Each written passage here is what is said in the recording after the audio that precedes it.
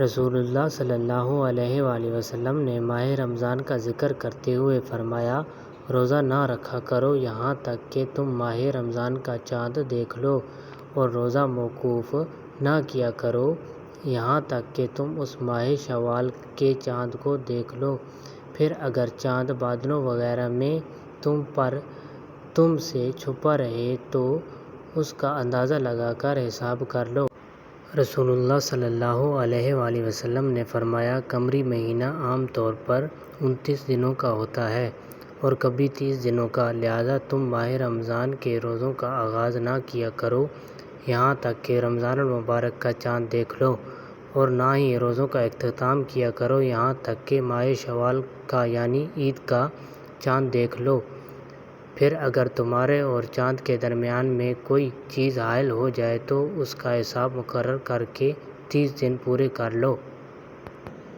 امام مالک رحمۃ اللہ اس شخص کے بارے میں فرماتے ہیں جو اکیلا ہی ماہ رمضان کا چاند دیکھ لیتا ہے جبکہ باقی لوگ نہ چاند دیکھ پاتے ہیں اور نہ اس شخص پر اعتبار کرتے ہیں، تو امام مالک رحمۃ اللہ نے فرمایا کہ وہ اکیلا ہی روزے رکھے گا،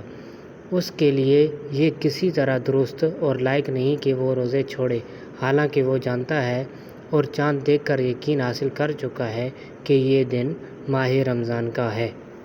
اور اس کے برعکس جو شخص اکیلا ہی شوال کا یعنی عید کا چاند دیکھ لیتا ہے اور کوئی بھی اس کے موافق نہیں کرتا بلکہ لوگ رمضان کا 30واں روزہ رکھ لیتے ہیں، تو وہ شخص بھی روزہ نہ چھوڑے گا بلکہ چاند دیکھ لینے کا یقین ہونے کے باوجود لوگوں کے موافق میں روزہ رکھے گا، کیونکہ لوگ اس پر تہمت لگائیں گے کہ وہ شخص روزہ چھوڑے بیٹھا ہے جو معتبر نہیں ہے۔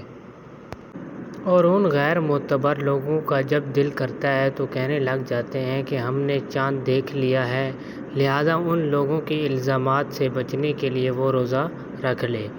اور جو شخص شوال کا یا عید کا چاند دن ہی میں دیکھ لے، سورج غروب ہونے سے قبل ہی چاند نظر آ جائے تو وہ اپنے اس دن کا روزہ شام تک پورا کرے، کیونکہ یہ چاند اس رات کا ہے جو بعد میں آئے گی۔ حضرت عبداللہ بن عمر رضی اللہ تعالیٰ عنہ سے روایت ہے، وہ کہا کرتے تھے، کوئی شخص روزہ نہیں رکھتا، کسی شخص کا روزہ شمار ہی نہیں ہوتا سوائے اس شخص کے جو فجر سے پہلے روزہ رکھنے کا پختہ ارادہ اور نیت کر لے۔ حضرت سہل بن سعد ساعدی رضی اللہ تعالیٰ عنہ سے روایت ہے کہ رسول اللہ صلی اللہ علیہ وآلہ وسلم نے فرمایا، لوگ ہمیشہ خیر اور بھلائی میں رہیں گے جب تک افطاری میں جلدی کرتے رہیں گے۔ سیدہ عائشہ رضی اللہ تعالیٰ عنہ سے روایت ہے کہ ایک شخص نے رسول اللہ صلی اللہ علیہ وآلہ وسلم سے کہا، اس حال میں کہ وہ شخص دروازے پر کھڑا ہوا تھا اور میں گھر میں اس کی آواز سن رہی تھی، کہنے لگا کہ اے اللہ کے رسول، بے شک میں حالت جنابت میں صبح کرتا ہوں اور میں روزے کا ارادہ بھی رکھتا ہوں، تو کیا حالت جنابت میں روزہ کی نیت اور اس کا آغاز درست ہے؟ تو رسول اللہ صلی اللہ علیہ وآلہ وسلم نے فرمایا، اور میں بھی حالت جنابت میں صبح کرتا ہوں اور روزہ رکھنے کا ارادہ بھی کیے ہوئے ہوتا ہوں، چنانچہ میں غسل کر لیتا ہوں اور روزہ رکھ لیتا ہوں۔ وہ آدمی آپ صلی اللہ علیہ وآلہ وسلم سے عرض کرنے لگا کہ اے اللہ کے رسول، یقیناً آپ ہم جیسے تو نہیں ہیں، کیونکہ اللہ نے آپ کے اگلے پچھلے سب گناہ معاف فرما دیے ہیں۔ تو یہ سن کر رسول اللہ صلی اللہ علیہ وآلہ وسلم غصے میں آ گئے اور فرمانے لگے، اللہ کی قسم، بے شک میں یہ امید رکھتا ہوں کہ میں تم سب سے بڑھ کر اللہ سے ڈرنے والا ہوں، اور جن کاموں سے مجھے بچنا ہے ان کو تم سب سے زیادہ جاننے والا ہوں۔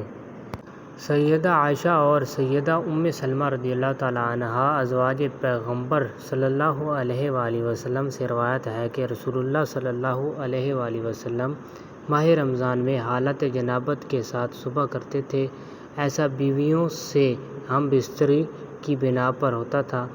نہ کہ احتلام کی بنا پر، لیکن پھر بھی آپ صلی اللہ علیہ وآلہ وسلم روزہ رکھ لیتے تھے۔ امام مالک رحمۃ اللہ علیہ کو یہ خبر پہنچی کہ سیدہ عائشہ رضی اللہ تعالیٰ عنہا زوجہ پیغمبر صلی اللہ علیہ وآلہ وسلم یہ بیان کرتی کہ رسول اللہ صلی اللہ علیہ وآلہ وسلم روزہ کی حالت میں بوسہ دیا کرتے تھے، تو ساتھ ہی یہ بھی فرمایا کرتی تھیں کہ بھلا تم میں سے کون ہے جو رسول اللہ صلی اللہ علیہ وسلم سے بڑھ کر خود پر قابو پانے والا ہو۔